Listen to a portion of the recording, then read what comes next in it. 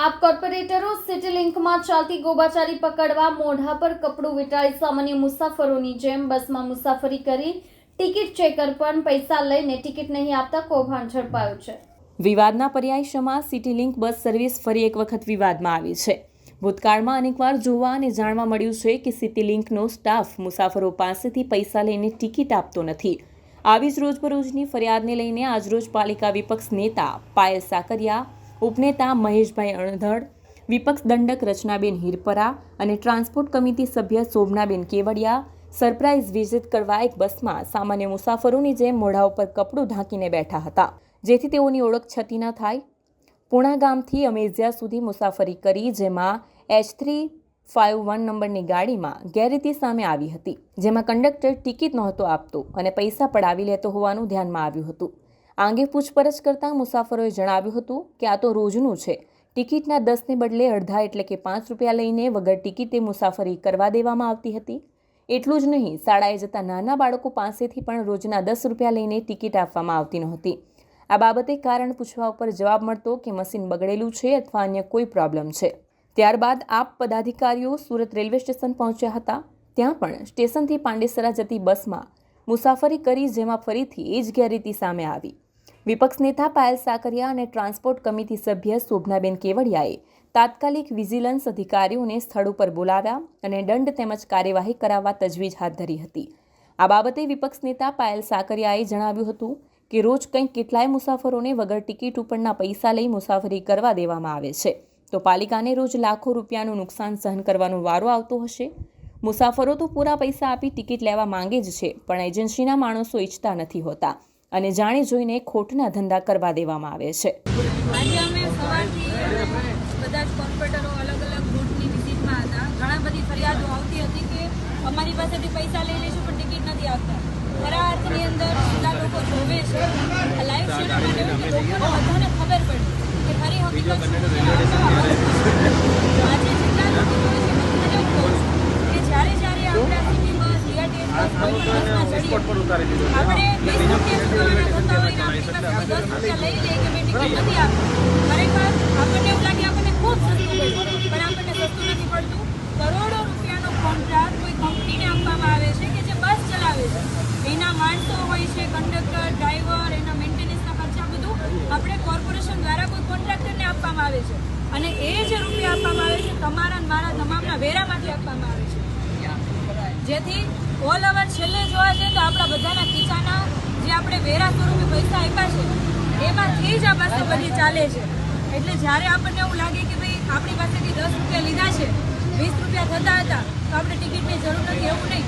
આપણે બધા જ જો ટિકિટો માંગીશું તો આ જે પૈસા છે ટિકિટો માંગશું તો એ જે પૈસા છે સરકારમાં જશે। તો આ જે કરોડોની નુકસાનીમાં જે બસો ચાલે છે એ બસો કરોડોની નુકસાનીમાં નહીં ચાલે અને તમારા અને મારા વેરાનો સદુપયોગ થશે। અને આમાં કેવું થશે કે આપણે બધા જો જાગૃત નહીં થઈએ, આપણે બધા બોલીશું નહીં તો છેલ્લે ફાયદો માત્ર ને માત્ર કોન્ટ્રાક્ટરને થશે, તમારા ને મારા બધાના ખીચા ખાલી થશે। એટલે આ બાબતે આપણે બધાએ જાગવાની જરૂર છે। બધાને હું કહું છું કે આખા સુરતની અંદર કોઈ પણ સિટી બસમાં બેસો, BRTS બસમાં કોઈ પણ બસમાં બેસો, જો એનું મશીન બંધ હોય તો એવું નિયમ છે કે મશીન બંધ હોય ટિકિટ ના આપે તો આપણે પૈસા આપવાના નથી। એટલે કોઈ પણ એવું કે કંડક્ટર મશીન બંધ છે તમે પૈસા આપી તો કોઈ પૈસા ના આપશો, કારણ કે બધા પૈસા કંડક્ટરના ખીચામાં જશે અથવા તો એના કોન્ટ્રાક્ટરના ખીચામાં જશે। એટલા માટે આપણે બધાએ જાગૃત થવાની જરૂર છે। આજે અમે જેટલી બસોમાં બેઠા અમને બધી જગ્યાઓ પર આવો અનુભવ થયો કે પૈસા લેતા નથી, ઘણા લોકો પૈસા આપતા નથી કે કંઈ નહીં સસ્તામાં પ્રદેશે જવા દો, પણ છેલ્લે આપણા બધાનું નુકસાન છે અને છેલ્લે વેરાનો ભાર આપણા જ ઉપર આવે છે। મકાનના વેરા વધી છે, જે વેરા બિલ સ્વરૂપે આવે છે, પાણીનો, ડ્રેનેજનો, અલગ અલગ જે વેરા છે, આ વાહનનો જે વેરો છે, આ બધા વધીને આપણા ખીચા પર જ ભાર આવે છે। તો છેલ્લે આપણે બધાએ મારા ખાલી એટલું જ કહેવાનું છે, બધાએ જાગૃત થવાની જરૂર છે અને જ્યારે પણ બસમાં બેસીએ ટિકિટ વગર બસમાં બેસવાની ટિકિટ ફરજિયાત લેવાની। અને જ્યાં તમને એવું લાગે કે કંડક્ટરનો મિસબિહેવિયર છે, આમનો મિસબિહેવિયર છે તો એમનો ફોટો પાડી લેવો, વિડીયો ઉતારી લેવો। એવું લાગે કે અહીંયા ટિકિટ નથી આપતા, પૈસા લઈ લેજે, એનો વિડીયો ઉતારીને તમને બસ નંબર સાથે અમને મોકલજો। અમે એના ઉપર કાર્યવાહી કરવા માટે અમે ઉપર અધિકારીને કહેશું। આજે અમે વિજિલન્સની ટીમને બોલાવી, એમણે પણ જોયું, વિડીયો જોયા, બધું ચેક કરીને એમને 6000થી ઉપરની પેનલ્ટી બસના જે કોન્ટ્રાક્ટર છે એમને ફટકારી છે। જો આવું આપણે બધા કરશું તો આખી સિસ્ટમ સુધરશે અને આખી સિસ્ટમ સુધારવા માટે તમામનો સહકાર જોશે. બધાય સાથ સહકાર આપો એવી આશા સાથે ફરી વખત તમને બધાને વિનંતી કરું છું, રિક્વેસ્ટ કરું છું કે જ્યારે પણ આપણે બસનો ઉપયોગ કરીએ, આ બસ આપણા જ પૈસાની ચાલે છે, આપણા જ પૈસામાંથી કંડક્ટરને અને ડ્રાઈવરને બધાને પગાર ચૂકવાય છે. તો આપણે બધાએ બોલવાનું, ટિકિટ લઈને પછી જ બસમાં બેસવાનું. જય હિન્દ, જય ભારત.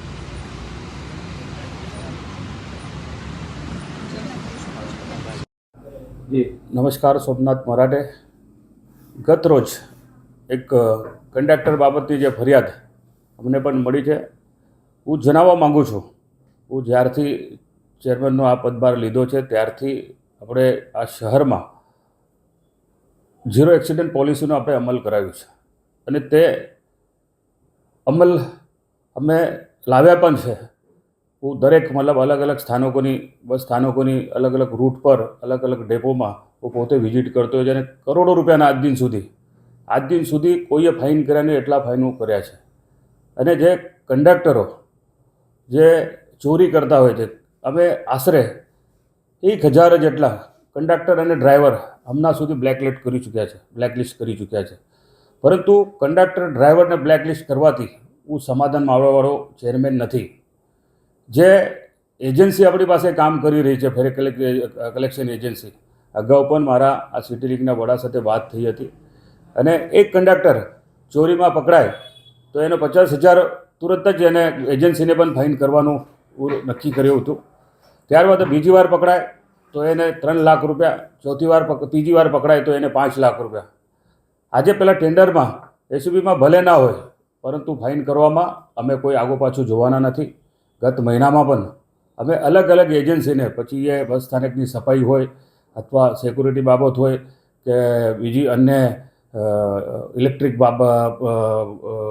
ને લગતા કામોની એજન્સી હશે, ડ્રાઈવરો સિગ્નલ તોડતા હશે કે ઓવરસ્પીડ હશે અને કોરિડોરની બહાર બસ